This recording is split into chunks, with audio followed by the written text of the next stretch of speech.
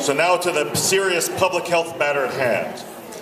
Good morning, and thank you all for joining us today to address this important public health matter. I'm Dr. Frank Byrne, President of St. Mary's Hospital. We're especially thankful of your understanding of our decision to move the ceremony to today after that little weather thing we had going on yesterday. Last week, we began seeing people arriving here with signs of a very strange illness, and we're so thankful that you're here to help us spread the news. Probably the best person to talk about this is our own former CNS in the emergency department and our director of quality and safety systems, who's been here at St. Mary's for 31 years, so she's seen a lot. Chris Baker. Yes.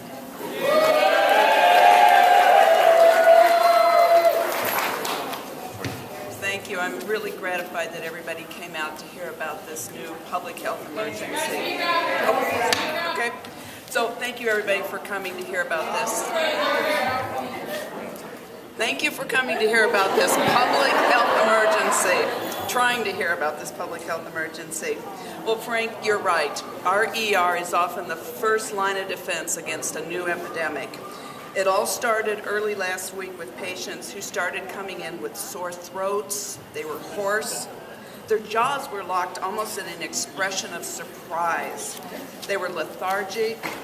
There were just sort of odd levels of excitement. All right, and we hadn't seen this kind of activity since 1998. Now, the more we examined it, some interesting things started showing up. When they had their blood drawn, it was all type green and gold. And they all were asking for cheddar cheese and football. So we started seeing there's a pattern arising here, and we need to get our infection control staff involved. And so we called in Ellen Smith, our nurse epidemiologist, and Ellen is going to update you with the latest information. Thank you. Thanks, Chris. I've seen some pretty interesting things in my years here at St. Mary's Infection Control, but I've never seen anything quite like this particular disease. The methods of transmission are extremely odd. I usually tell people to protect themselves by washing their hands, and I've even seen avid hand washers come down with this particular disease. I myself seem to have even caught the bug. Due to the nature of the illness, its green and gold symptoms, and the escalating football fever, I've coined this fibrous Packer, more commonly known as Packer fever. The way it's running its course, I expect nearly everyone in Madison, not to mention the state of Wisconsin, and even across the country, to be infected by this coming Sunday. Thank you, Ellen, and thank you, Chris. So, as I mentioned yesterday, a member of the board of directors for the Green Bay Packers and also a member of our own St. Mary's Foundation board, Ave B, was planning to be here to be part of this ceremony and to share her greetings, but today she's Dallas bound on a plane, which I would say is a pretty good excuse for not being here. But she did ask me to read her statement to you, which goes as follows. The Green Bay Packers organization takes full responsibility for the Packer fever that's currently running rampant in our state. While we can't stop it, what we can do is make sure we support those affected. We've worked hard to make certain that there's plenty of green and gold clothing available in stores across the country, and there's plenty of cheese and cheese heads in stock. Our players are doing what they can to ensure a super conclusion to this illness on Sunday night. And let's hope she's right. And Ellen, I think you had something else to say regarding Packer fever.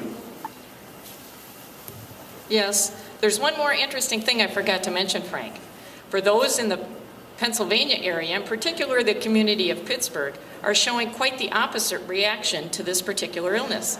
In fact, Packer fever in longtime Pittsburgh residents has been shown to cause extreme anxiety, stress, and all signs point towards symptoms of significant depression come next Monday.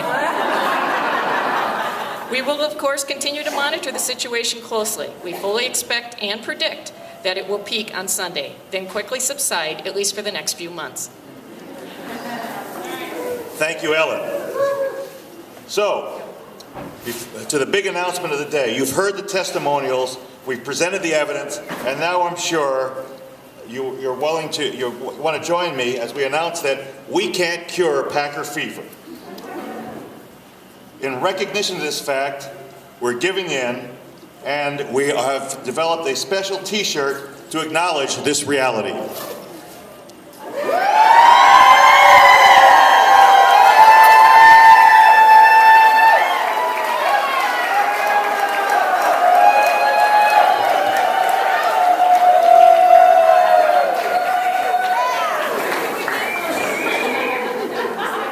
Where can we get one, you ask? Funny you should ask.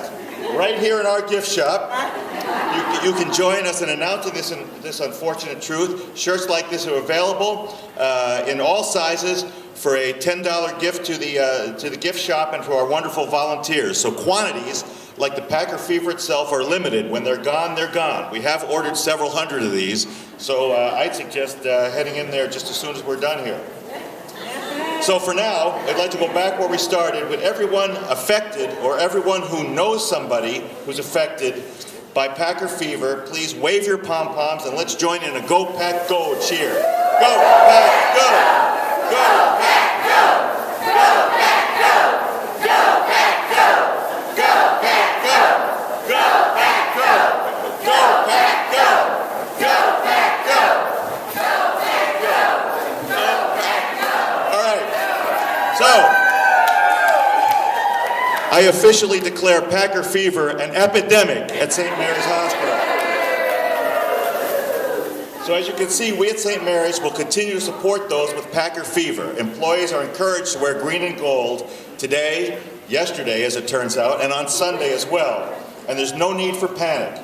Packer fever, like any illness, will run its course, although studies showing there's only one thing that can help. While I am just a simple country lung doctor by trade, I'm authorized to prescribe today to each of you a Super Bowl Sundae. And Scoopy is going to be joining us from Culver's.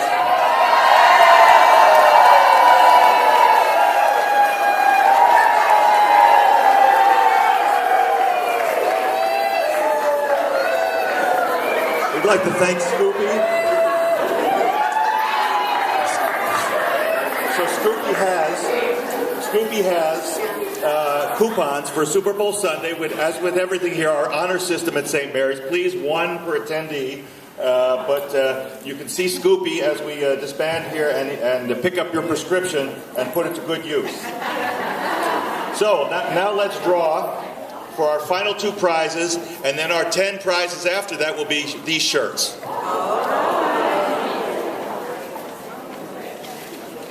Jessica, could you hold up the game ball?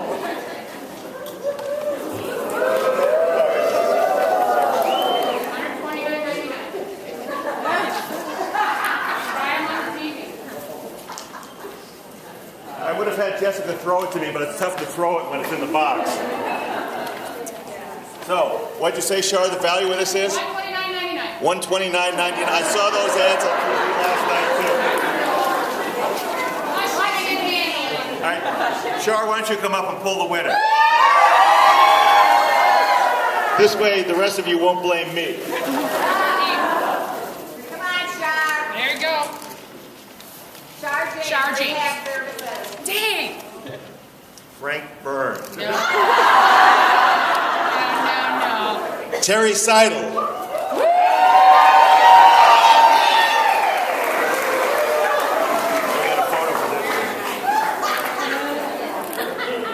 All right, Terry, go along. And could we have the Aaron Rodgers jersey up front?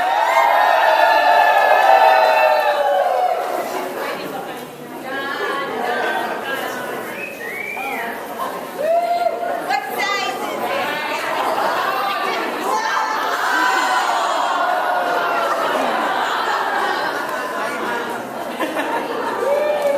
it? Just kidding.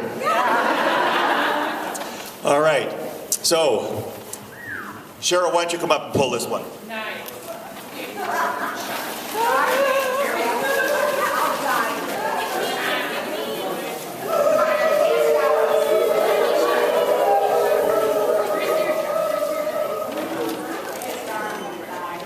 Katie Isley and NICU.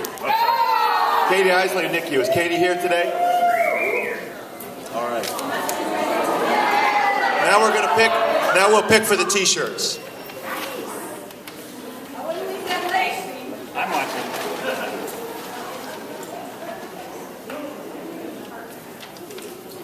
Carol Johnson, Food and Nutrition Cafeteria. 2. Danita Dietert in Peds.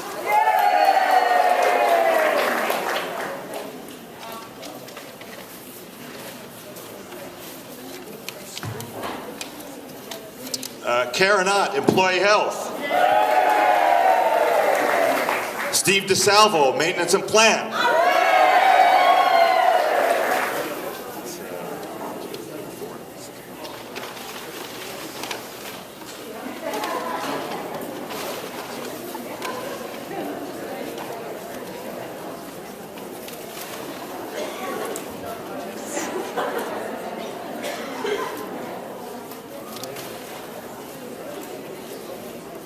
Alrighty, and our final 6 winners.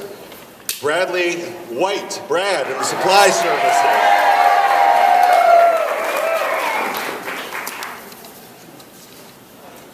Services. Christine Stocks in 4 Southwest. Lona Aguilar, 5 East. Cheryl Dykusen in Peds.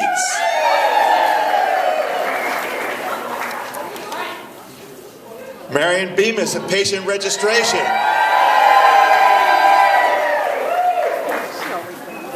If you want somebody to buy you lottery tickets, by the way, Marion is your person. Just right in this very space. How many years ago was that now, Marion? 5 years ago, you got the use of that Toyota Solara for 6 months, the convertible. So if you want somebody to buy your lottery tickets, just give Marion.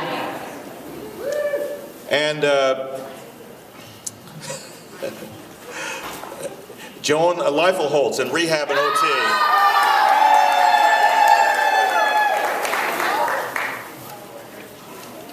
All right, well, how about if we now finish with, yes. Yes. So, in conclusion, I have to remind you, we at St. Mary's Hospital are acknowledging we can't cure Packers fever, but we can have a heck of a good time celebrating Packers fever. How about one more Go Pack Go cheer as we go out for the day? Go!